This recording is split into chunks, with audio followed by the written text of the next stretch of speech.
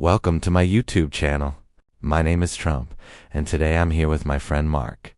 Our topic for today is Genius World Records, where we explore the most intelligent minds and unbelievable records from around the world.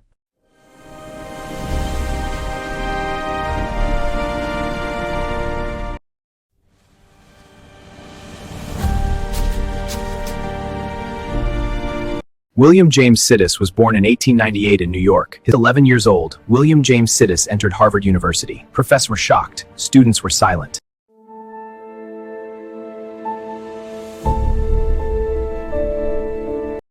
When William was 4 years old, he shocked everyone. One evening, his father was fixing a broken clock. William sat beside him silently. Suddenly, he said, "Father, time doesn't stop when the clock stops, right?" His father froze. "What did you say?" William continued, "The clock only measures time. Time exists without it."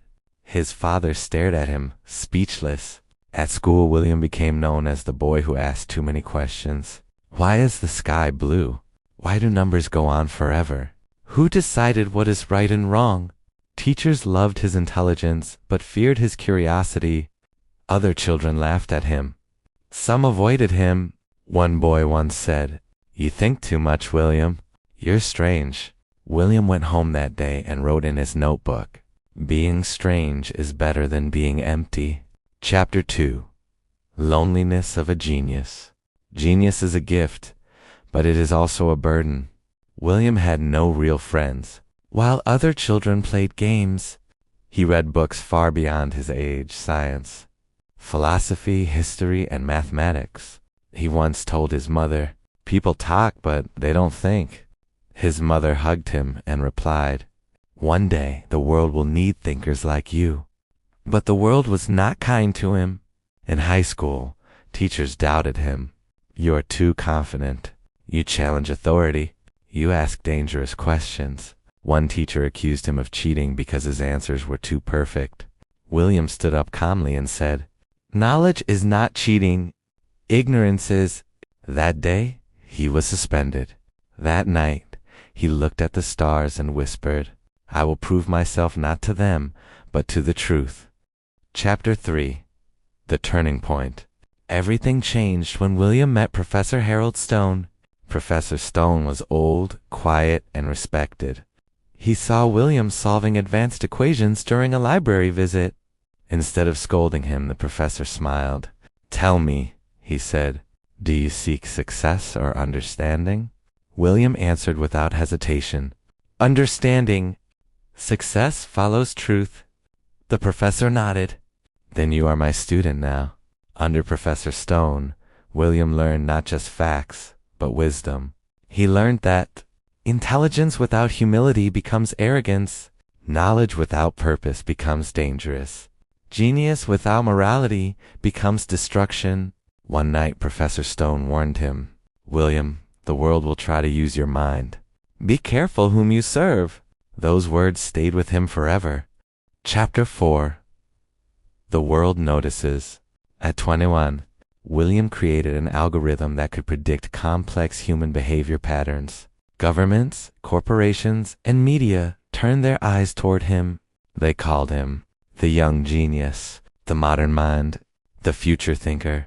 Money, fame, and power were offered. A powerful company approached him and said, "With your mind, we can control markets." "People, nations?" William asked calmly. "And at what cost?" They laughed. "Cost is irrelevant when you win." That night, William remembered his teacher's warning. He refused. The next day, headlines changed. From William the Genius to William the Threat. Chapter 5. The Fall. Suddenly, William's life collapsed. Funding was cut. Friends disappeared. Media attacked him.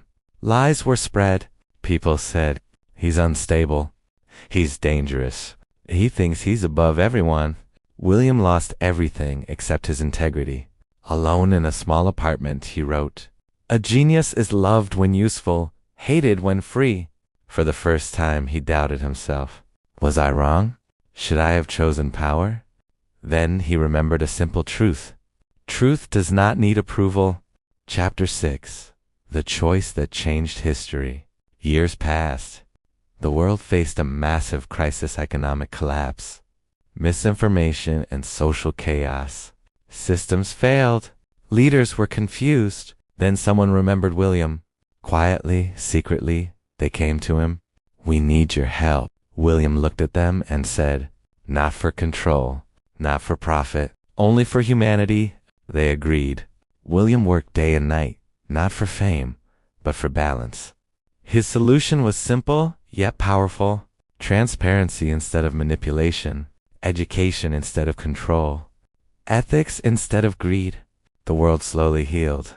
But William refused interviews. He refused awards. He refused titles.